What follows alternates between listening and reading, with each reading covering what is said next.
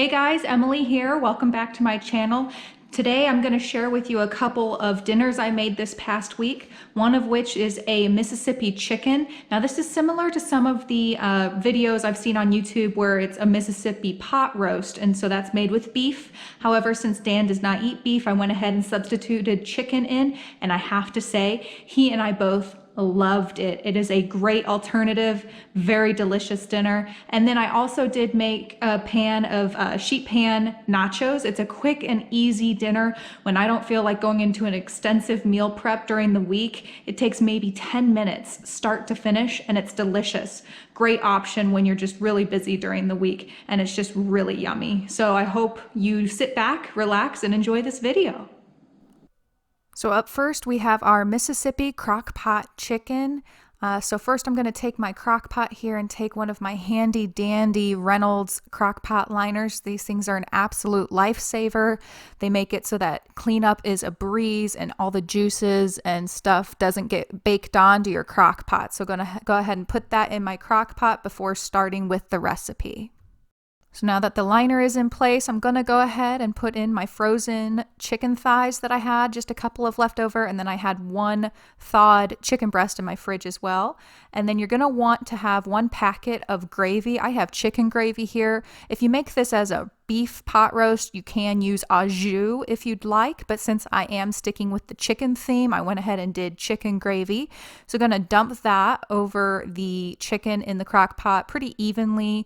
Try and get it on every piece of chicken if you can.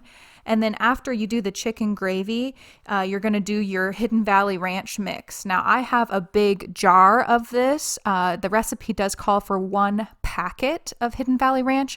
I have found that that is about 2 tablespoons. So you're going to see me here measuring out 2-ish tablespoons of Hidden Valley Ranch. And hey, we're in the Midwest, so a little extra ranch never hurt anyone. So go ahead and put 2 tablespoons of ranch mix on top of the gravy mix. And then this is the pepperoncini. This is the main ingredient that kind of gives it the zing of the Mississippi chicken. Now the recipe calls for 4 to 5 whole pepperoncinis. I put in about 10. We really like the taste of it, and I also put in some of the juice as well. And then you're going to need about a half a stick of salted butter, and just go ahead and place that on top, and it's going to melt as it cooks into the mixture.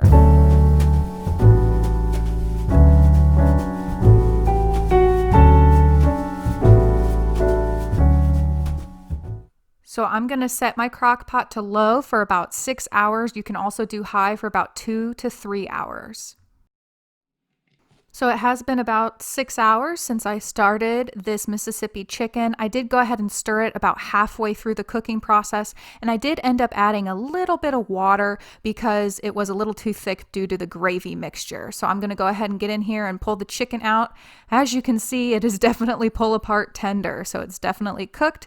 So I'm just going to work to get the chicken out of the crock pot and shred it up for our chicken sandwiches.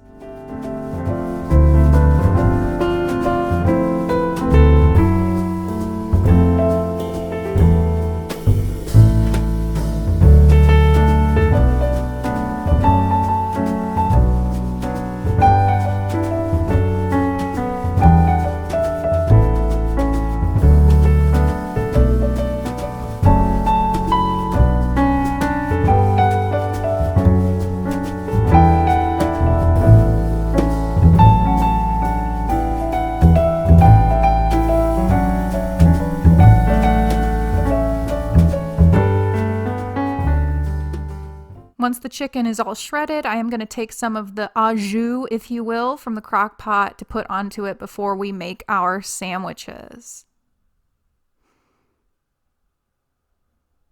And then here is the finished product, guys. It's nice and juicy. It's got the nice spicy flavor from the pepperoncinis, and we served this on buns with some cheese. And then I also did make some sweet potato fries in the oven, keeping with the easy theme of the dinner for this night. Next, I'm going to show you my recipe for my sheet pan nachos. So the first thing you're going to want to do is preheat your oven to 350 degrees, and then go ahead and turn a pan on to about medium to medium high heat.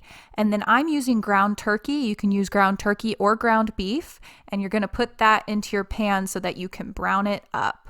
And just as an FYI, the ground turkey is a great option here because it's going to have a lot of seasoning on it for these nachos, so you don't have to rely on the meat flavor. It's going to have a lot of flavor from the spices. So I have one package here of the old El Paso hot and spicy taco seasoning.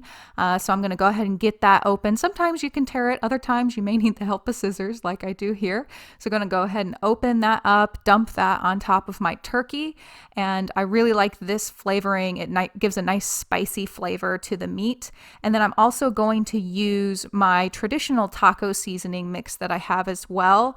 I'm going to use about 2 tablespoons of that. I like to do a mixture so it's not too spicy. If for whatever reason I don't have the spicy Old El Paso seasoning, I do use minced jalapeno on top of my nachos to give it a little bit of extra flavor. So I'm going to go ahead and put both of those spices on my meat, and then just a little bit of water since they are very dry spices and ground turkey does not usually have a lot of fat in it. So you're going to go ahead and just chop this up and mix all of the seasoning into the ground turkey and get it starting to cook.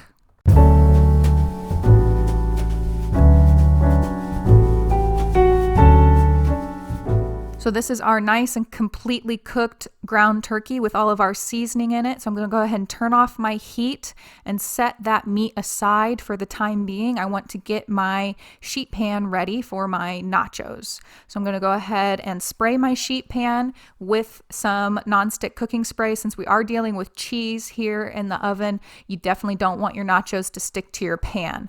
So I have a bag of lightly salted chips. I like to use these since there is a good amount of salt in the old El Paso seasoning and also my traditional seasoning mix. And I like to do just one thin layer of chips so that each chip gets meat and cheese on it. And then I have my Mexican style cheese, and I do like to be quite generous with this cheese because no one likes a dry nacho. You want to make sure they're nice and creamy and cheesy when you go to eat them. So once all the cheese is spread evenly onto the single layer of chips, I'm going to go ahead and take my set aside meat and just sprinkle it evenly, or as evenly as I can, onto the nachos so that every chip has a little bit of cheese and a little bit of the spiced turkey meat on it as well. Now that all my meat is used up, I do have some Tillamook sharp white cheddar rustic style cut. It's just a little bit of leftover cheese in the bag, so I like to sprinkle that on top to help seal in the meat onto the chips, and it also gives it a nice different flavor.